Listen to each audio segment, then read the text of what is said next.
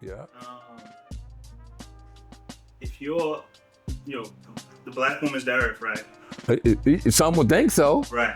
Black She could be your headache. Who knows? Black woman's the earth, black man's God. As the earth, looking at this degree, The first degree. how would she draw that up to find herself in that degree? Great question.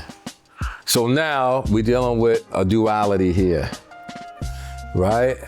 When we're dealing with the woman, the earth, as it relates to that first degree, first, before she can identify herself in it, she got to understand where she came from. She came out of man, right? According to the story.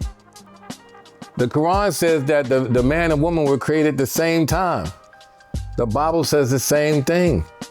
So we realize that this woman, that one day we would like to call our earth, has a meaningful reality to our origin, meaning that we came out of her as her being the vessel. We are the what? The planters of life. She received life.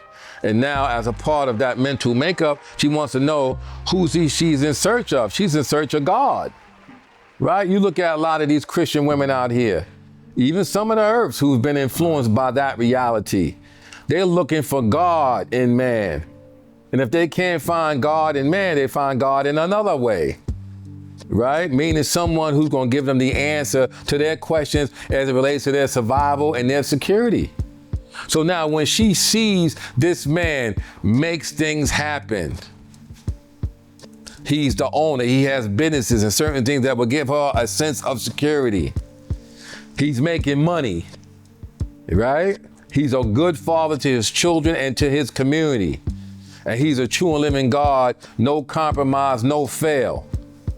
Wow, I want to be his first lady. I want to be with that man. Because that man got something of power. He carries himself a certain way. Damn, I don't want nobody else to have that. So let me come up to his level in terms of the equality. So let me be with him. Now, if he's a real man, I'm not talking about in the sense of, well, I go out to work every day, work a 9 to 5, I bring home my money and give it to her. No, real man meaning that sometimes you got to tell her no. Sometimes you're gonna have to really give her clarity on what she's supposed to do while she's representing herself as an original woman, and more importantly, how she represents you as your earth and your queen, if that's the title you want to give to her. But remember, once she sees you as that original man, based upon the who, based upon the what you doing, based upon the way you're doing it at, right? Based upon when, now, right? And based upon the why, then she starts to recognize, wait a minute, she has an intricate part to now the question now is being posed to her, who's the original woman? Right? Now, nowhere in 120 does it ask that question.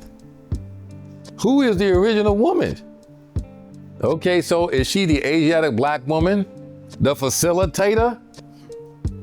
She's helping it make, she's helping it own, she's helping bring the cream. She's helping being the mother of civilization and she's the queen of the universe. If that's a total match, then you have what we call compatibility, right? And yet we are in search of someone who completes us, don't complicate us, but completes us in that reality. But it takes time to discover that. Right now, she's trying to find out, are you the true and living God? Are you the God that she's in search of? Are you just and true? Are you the God in the heavens and earth, according to the 37th degree, right? For those who know their lessons. So if you're not that, then you're just a mere man. And what she's gonna know time to do, and it happened to me as a young God, right? I wasn't a complete God per se in the sense of all the things that this woman or women were looking for. So what did? They broke out and looked for somebody else that can give them that. Right? So these are things you learn through trial and error, right? So her seeing herself as being the earth or the original woman comes through her realizing who you are based upon what you not just said, but what you are doing to prove that without a shadow of a doubt. You know what I mean? Because if you doubt, she gonna doubt you. And like I said in the last bill, if you're not the true and living God, she gonna tell her friend, She gonna tell some of the gods, yo, God, he ain't the true and living God. You know, he said he is. And I've had an experience recently where, and I won't name names, but it was a sister, I guess, had some issues with a God.